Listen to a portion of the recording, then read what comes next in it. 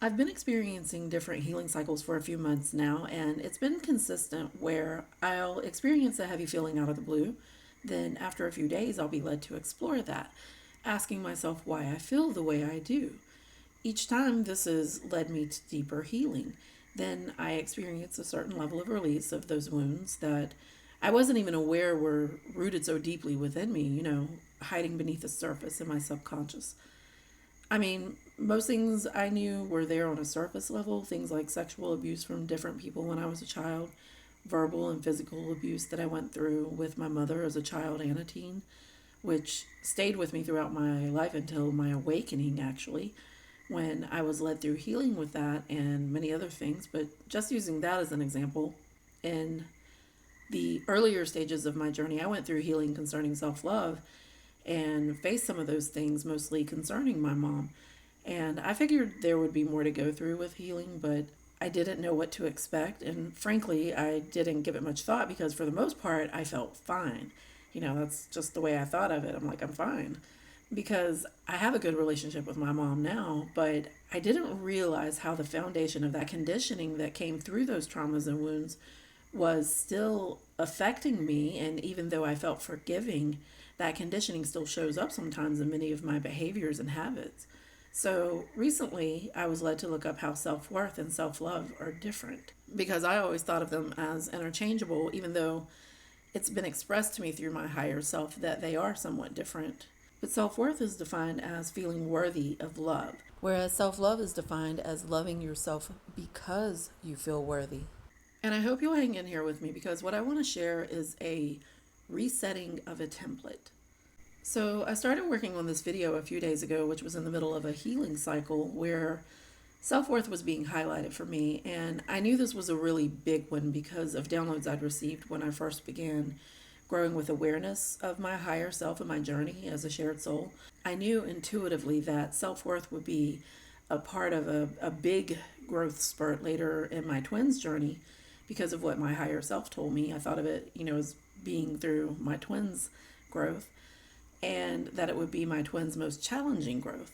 Back then, I didn't realize how deep all this goes. And so I didn't realize just how intricately we reflect in each other. And so, of course, as he goes through healing to feel worthiness, so too do I. So, as part of this healing, I was led to acknowledge abandonment in different areas of my childhood and from different people, and even into my adult years, and including how I abandoned myself.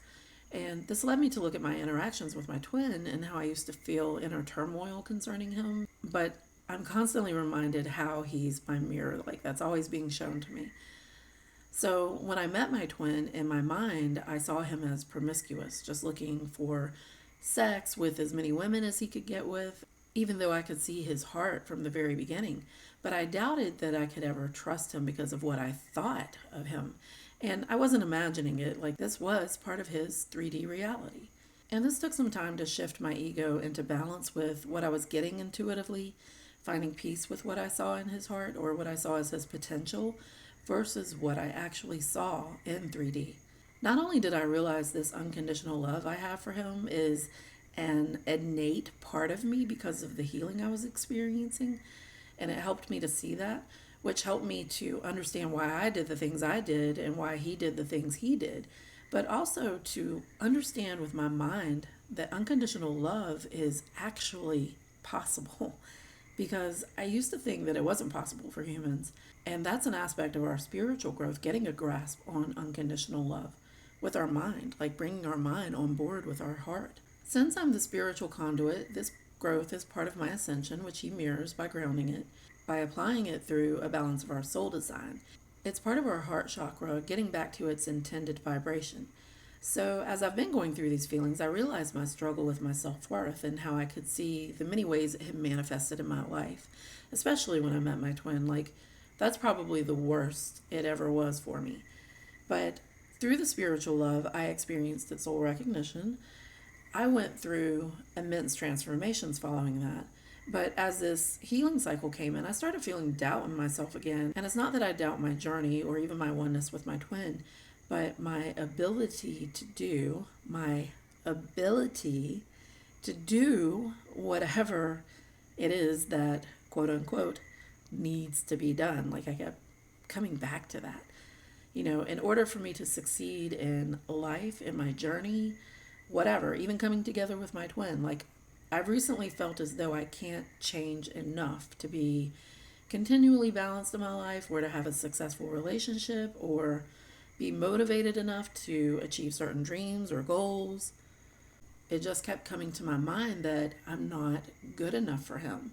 Even if we were to see each other again, even if he showed desire to want to know me more, I kept having these feelings that I would only hold him back. And even though I know in my heart he loves me unconditionally the way I love him, I still felt like I couldn't be all that he deserves.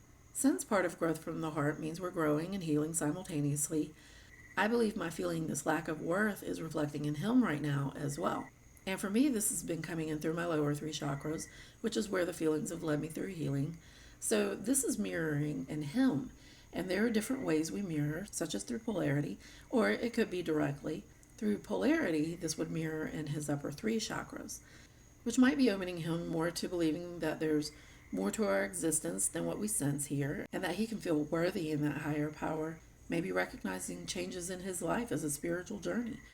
For me, I went through feeling lack with things like my job, my creativity to an extent. Like my creative flow is good, but I feel lacking in being able to share that with others, which the lower three chakras are giving, their outlets, sharing outwardly, so that makes sense. But as I went through healing, I associated all of it with my lower three chakras, especially my solar plexus.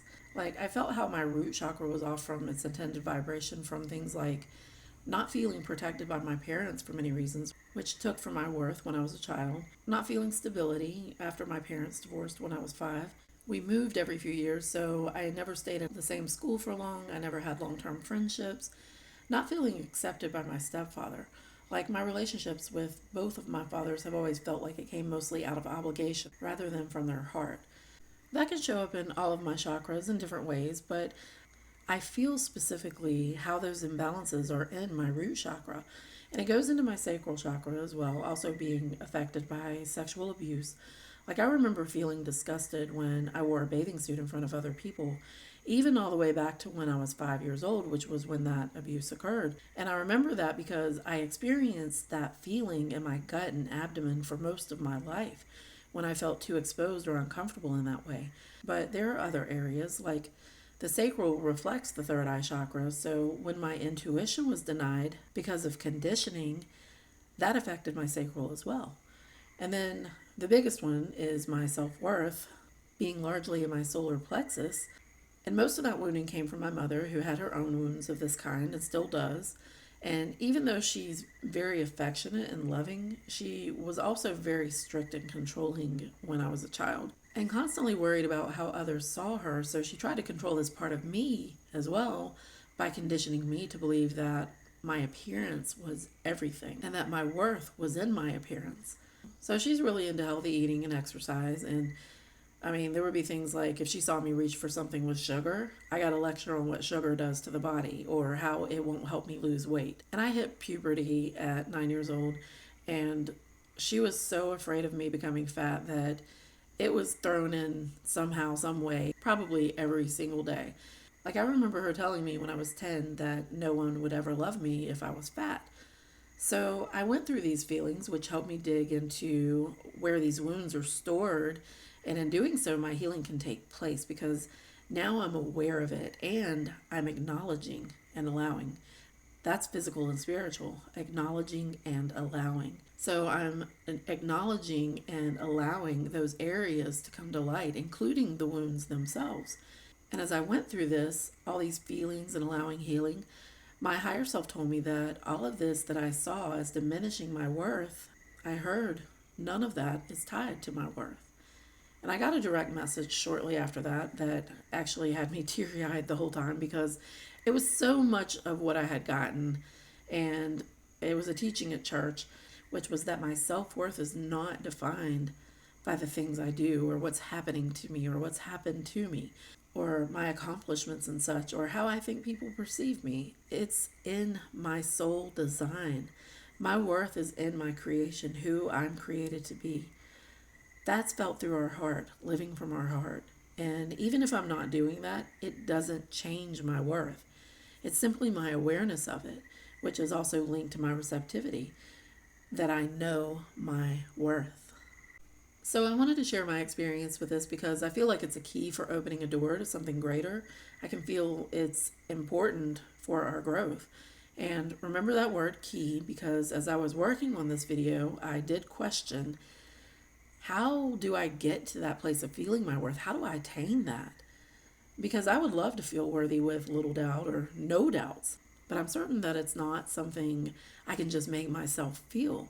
Like, that's something I can look back and I see I was seriously lacking throughout my life. And even right after I met my twin, especially, like, I can now see how not knowing my worth stands out in so many ways, how it affected both of us. And I saw it very specifically highlighted in him too. And it's only now that I've been going through this healing and after all the growth that I've experienced, the things I've learned of my dynamic through my journey, how it's shared with him, and my awareness of my soul, my relationship with my higher self. It's only now that I'm truly open. My mind is open to accept my divinely created worthiness, to have that love I awakened to, that love I felt at soul recognition. It's not being handed to me, but I don't have to earn it either. It is me, it's in my creation. I just have to believe that. That means my heart and my brain get on board with that. And it was there in my heart all along. It was just my physical that needed to awaken to it, my mind, body, and emotions. And that's what the love does. It opens our heart to become established with it in your heart. And through our journey, our ego has to come into balance with that. And I got this a long time ago, but I didn't know the extent of it, which is that we're guided through our journey so we can stand in that love within ourselves. Like, it can't be taken away when you have it in your heart. And something else I've talked about many times, and I didn't understand the extent of this either, but we're gifted spiritual love at soul recognition. At that point, it is handed to us on a silver platter. And I've talked about lots of different reasons why that is, including what I'm about to say, but I've got a key ingredient now that I didn't have before. We were gifted this love, and it doesn't go away. It's part of my awareness ascension. Like, once I awaken to it, it can't be undone.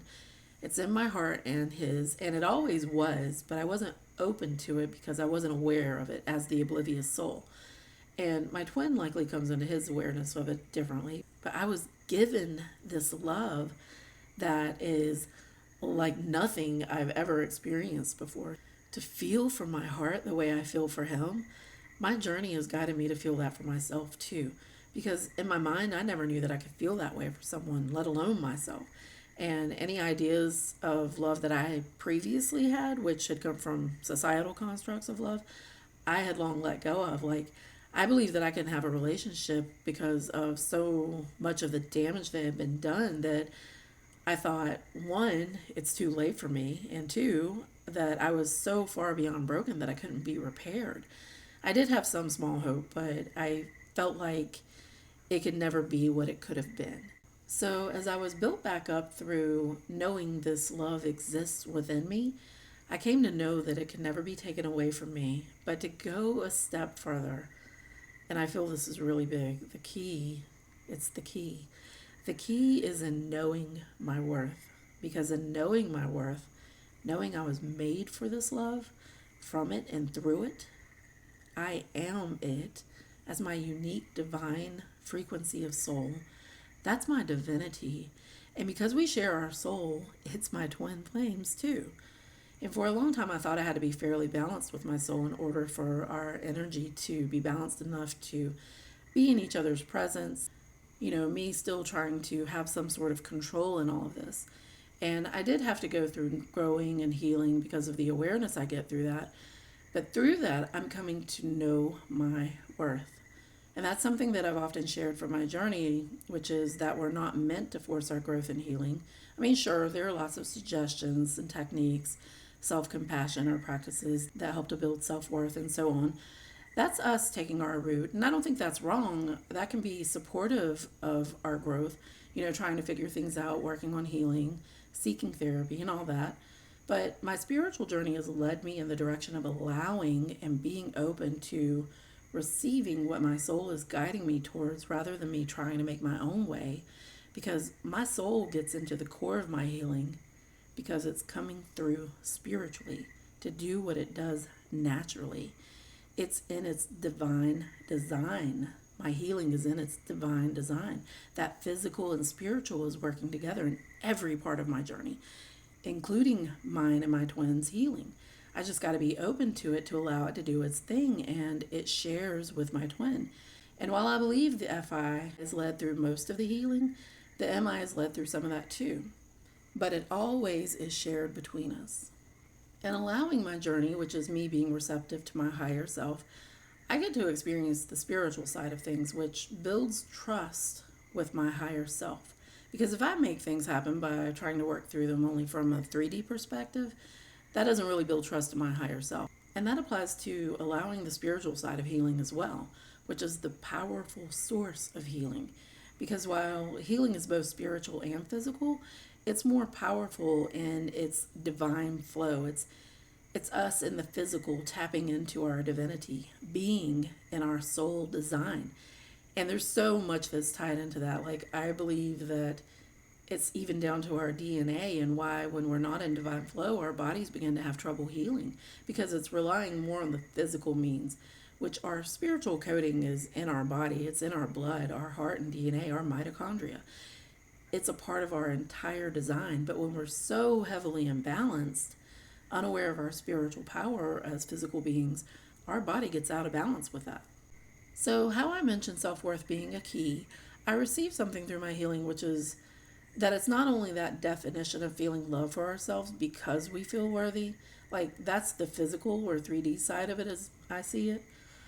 And get ready, this works together. It all comes together because also the spiritual side is loving ourselves as we are. That's that unconditional love, accepting ourselves as we are and knowing we are worthy in our existence, and just being open to our guiding truth. Your worth comes through unconditionally loving yourself, which is something we've probably all been getting since awakening. So this makes sense that it can go this way too, that our self-worth comes through our self-love. And maybe that's why I'm healing with this worthiness now, and I believe he is too, because self-worth gets established after you've established love in your heart. And outside of being awakened, you could say that you can't love yourself if you don't feel worthy, and you can't feel worthy if you don't love yourself. That's why I think we're gifted with that love, along with many other reasons. Like, it has so many purposes. But I think that's why we're gifted that love when we're awakened. That love turns the key, and your self-worth is the key. Our love activates our worth, and it becomes one.